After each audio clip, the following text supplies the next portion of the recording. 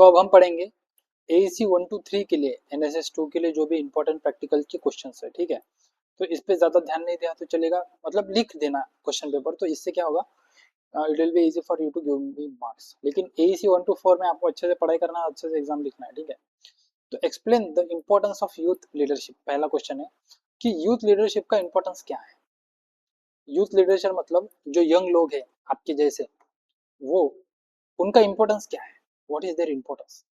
तो young leadership is important for community development और nation building. Community development मतलब जिस एरिया में आप रह रहे हो, जिस लोगों के साथ आप रह रहे हो, जिस विलेज में, टाउन में आप रह रहे हो, या जिस देश में आप रह रहे हो, वो आपकी कम्युनिटी है। As a Indian we are community, as a living in one area we are community, Vidarbha as one community, so different communities. तो उनके डेवलपमेंट के लिए और हमारे नेशन को आगे ले जाने के लिए बहुत ज्यादा जरूरत है यूथ लीडरशिप की, ठीक है।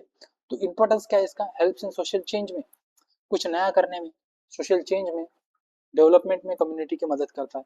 फिर सिटीजनशिप और रिस्पॉन्सिबिलिटी, जैसे वंदे मातरम हो तो खड़े रहना, जनगण मन हो तो खड़े रहना, ठीक है, फ्लैग को सल्यूट करना, ये सारी चीजें इंकरेज करने के लिए यूथ लीडरशिप इंपॉर्टेंट है। फिर आता है लाइफ स्किल्स, जैसे कम्युनिकेशन, डिसीजन मेकिंग को इम्प्रूव करना, promote awareness about health, hygiene and education, education के बारे में, हेल्थ के बारे में, हाइजीन के बारे में अवेयरनेस लोगों में क्रिएट करना, गाँवों में जाना, रूरल एरियाज में जाना और उनको अवेयरनेस क्रिएट करना, हेल्थ के बारे में अच्छे से रहो, साफ सुथरा रहो, ये सारी चीजें।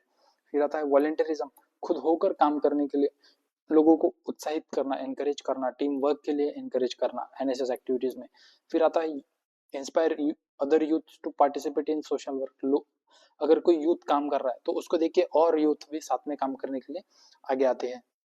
फिर इनोवेशन और न्यू आइडियाज इनका विलेजेस एंड कम्युनिटी में प्रमोट करने के लिए मदद करता है यूथ लीडरशिप, क्योंकि नए आइडियाज किसके माइंड में आते हैं, जो लोग अभी यंग है, जो ओल्ड हो गए हैं, जैसे बूढ़े हो गए, उनके इसमें नए आइडियाज आने का चांसेस आते हैं, लेकिन बहुत कम होते हैं। लेकिन यंग में नए नए आइडियाज होते हैं, क्योंकि सॉल्यूशंस नए ढूंढने पड़ते हैं, क्योंकि प्रॉब्लम्स नए आते हैं, ठीक है। Sustainable development like tree plantation, clean drives, ये सारी चीजें इंपॉर्टेंट है इस वजह से। फिर आता है explain types of leadership, qualities of good leader. तो क्या है types of leadership, autocratic, leader takes decision alone, मतलब ऑटोक्रेटिक लीडरशिप में लीडर खुद ही डिसीजन सारा लेगा। डेमोक्रेटिक में क्या होगा, ग्रुप मेंबर पार्टिसिपेट करेंगे डिसीजन मेकिंग में। लाइज फेयर लीडरशिप में क्या होगा, members work freely with less supervision, मतलब कोई सुपरविजन ज्यादा, बहुत कम होगा सुपरविजन, और वो मेंबर्स फ्रीली काम कर पाएंगे। ट्रांसफॉर्मेशनल लीडरशिप मतलब लीडर इंस्पायर करता है लोगों को पॉजिटिव चेंज के लिए, वो type of leader. Transactional leadership मतलब रिवॉर्ड्स और पनिशमेंट के बेसिस पे लीडरशिप है, मतलब अगर आप अच्छा काम कर रहे हैं तो आपको रिवॉर्ड मिलेगा लीडर की तरफ से, और अगर आप मतलब अच्छा काम नहीं कर रहे तो आपको पनिशमेंट मिलेगा। So these are 5 types of leadership. फिर आता है गुड क्वालिटी लीडर, लीडर के गुड क्वालिटीज कौन कौन से है गुड लीडर के, ऑनेस्टी एंड इंटीग्रिटी, सच्चा होना चाहिए, इंटीग्रिटी मतलब जो बोल रहा है वो काम करना चाहिए उसने, कॉन्फिडेंट होना चाहिए, कम्युनिकेशन स्किल्स अच्छी होनी चाहिए, रिस्पॉन्सिबिलिटी लेनी चाहिए, एम्पैथी होनी चाहिए, लोगों को समझना चाहिए।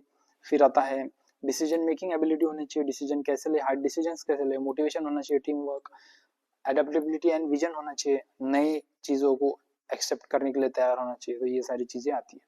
फिर आता है explain life competencies and their importance. What our life competencies, competencies मतलब वो स्किल्स जो लोगों को डेली लाइफ चैलेंजेस सॉल्व करने के लिए मदद करती है, वो है लाइफ कॉम्पिटेंसीज। मतलब लाइफ स्किल्स या लाइफ कॉम्पिटेंसीज वो स्किल्स है जो लोगों को डेली लाइफ चैलेंजेस में मैनेज करने के लिए मदद करती है, जैसे कि communication, decision making, problem solving और टीम वर्क, ये सारी चीजें लाइफ स्किल्स है, लाइफ कॉम्पिटेंसीज। तो इंपॉर्टेंस क्या है लाइफ कॉम्पिटेंसीज का, प्रॉब्लम सॉल्व करने में, डिसीजन मेकिंग में हेल्प करती है, कम्युनिकेशन इंप्रूव होता है, रिलेशनशिप इंप्रूव होता है, सेल्फ कॉन्फिडेंस बढ़ता है, इमोशनल बैलेंस बढ़ता है, ठीक है, लीडरशिप डेवलप होती है, टीम वर्क डेवलप होता है, help youth handle stress and challenges, stress को कैसे हैंडल करे, चैलेंजेस को कैसे हैंडल करे, रिस्पॉन्सिबल और इथिकल बिहेवियर, इथिक्स पे कैसे काम करे, वैल्यूज पे, मोटिवेशन कैसा अच्छा होना चाहिए, promote community participation and social awareness, लोगों के बीच में पार्टिसिपेशन बढ़ना चाहिए और सोशल अवेयरनेस होनी चाहिए, इस कारण ये इंपॉर्टेंट है लाइफ कॉम्पिटेंसीज का। फिर आता है explain yoga and its role in healthy life. Yoga एक एंशिएंट इंडियन प्रैक्टिस है जो फिजिकल एक्सरसाइज, ब्रीदिंग टेक्निक्स और मेडिटेशन को साथ में कंबाइन करके कुछ करना है। जैसे योगा क्या है, फिजिकल एक्सरसाइज है, ठीक है, लेकिन साथ में ब्रीदिंग टेक्निक भी है और मेडिटेशन भी है। तो ये तीनों चीजों को मिला के जो एक इंडियन प्रैक्टिस है उसको हम योगा कहते हैं। तो योगा का डेली लाइफ में, हेल्दी लाइफ में क्या रोल है? इससे फिजिकल फिटनेस बढ़ती है, स्ट्रेस कम होता है, एंजाइटी कम होती है, डिप्रेशन कम होता है, कंसंट्रेशन बढ़ता है, मेमोरी पावर बढ़ती है, इमोशनल बैलेंस मेंटेन होता है, और डिसीजेस जैसे ओबेसिटी, डायबिटीज एंड हाइपरटेंशन बढ़ता है, improve breathing and digestion, breathing और डाइजेशन इंप्रूव होता है। फिर डिसिप्लिन बढ़ता है क्योंकि हम सुबह उठने लग जाते हैं, अपने सांस पर ध्यान देते हैं, तो इससे क्या होता है हमारी कंसंट्रेशन बढ़ता है, पॉजिटिव थिंकिंग आती है, हेल्दी लाइफस्टाइल और इनर पीस भी हमें मिलता है। तो रेगुलर एक्टिविटीज योगा इसलिए इंपॉर्टेंट है क्योंकि फिजिकल, मेंटल और इमोशनल हेल्थ के लिए बहुत ज्यादा जरूरी है। ठीक है, फिर आइए 5 मार्क्स क्वेश्चन। 5 मार्क्स क्वेश्चन में क्या है, यूथ डेवलपमेंट प्रोग्राम्स पे कुछ शॉर्ट नोट लिखना है। तो यूथ डेवलपमेंट प्रोग्राम वो है जो हमने इसलिए डिजाइन किए गए एक्टिविटीज ताकि ग्रोथ और डेवलपमेंट हो यूथ पीपल का।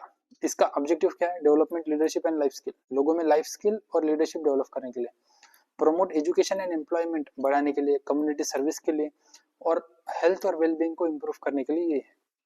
फिर आता है इसके टाइप्स कौन से, स्किल डेवलपमेंट, आप में कुछ स्किल डेवलप करने के लिए, हेल्थ अवेयरनेस मतलब हेल्थ के बारे में आपको जानकारी देने के लिए, लीडरशिप ट्रेनिंग, आप कॉन्फिडेंट बने उसके लिए, स्पोर्ट्स कल्चरल एक्टिविटीज, आपके कल्चर को, स्पोर्ट्स को इनकरेज करने के लिए, एनएसएस एंड वॉलंटियरिंग एक्टिविटीज में ये सारी चीजें की जाती है।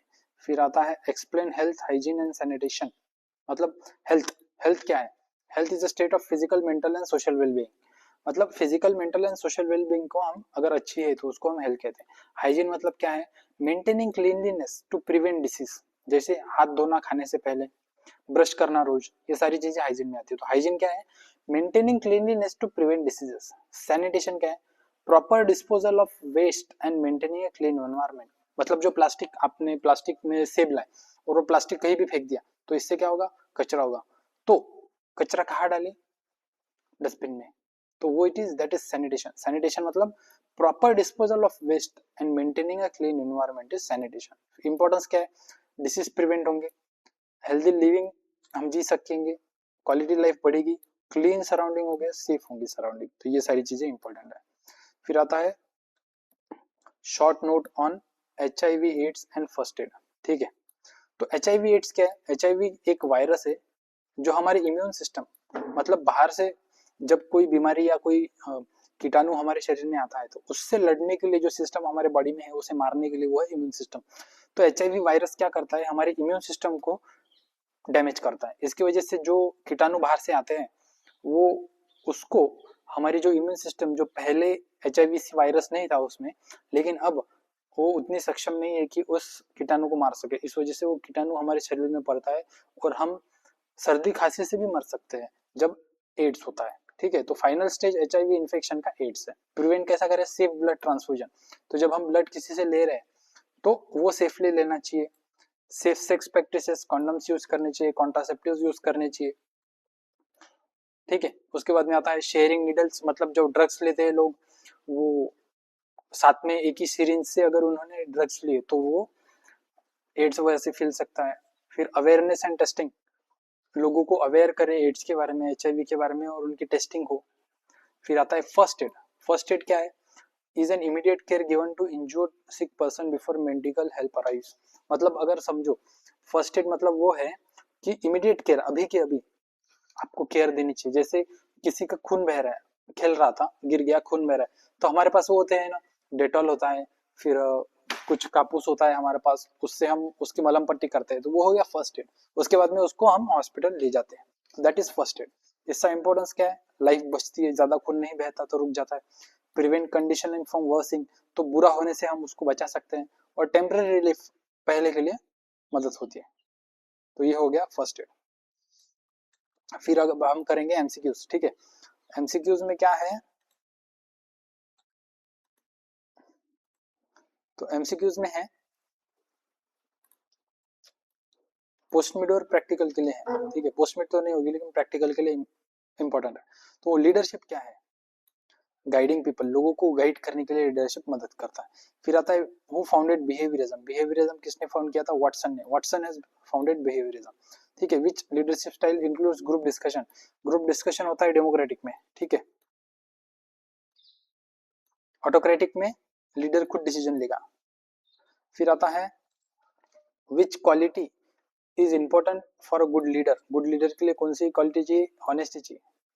फिर आता है life competencies help in solving problems.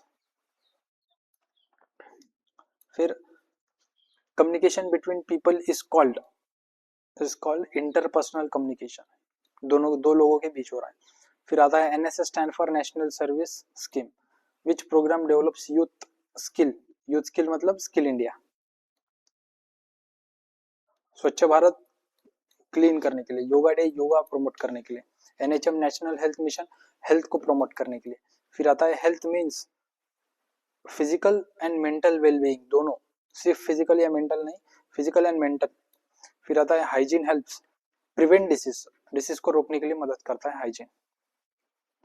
फिर safe drinking prevents water, safe drinking water prevents क्या, कोलेरा, क्योंकि कोलेरा किससे फैलता है, पानी से फैलता है, फीवर मच्छर से, फ्रैक्चर गिरने से, अस्थमा सांस से। तो सेफ ड्रिंकिंग वाटर से क्या फैलता है, कोलेरा फैलता है। स्वच्छ भारत अभियान वाज स्टार्टेड इन 2014, स्वच्छ भारत 2014 में शुरू किया गया था। HIV affects the immune system, immune system पे अफेक्ट करता है, जो हमारी बॉडी की कीटाणु को मारने की क्षमता है वो खत्म कर देता है। First aid is given by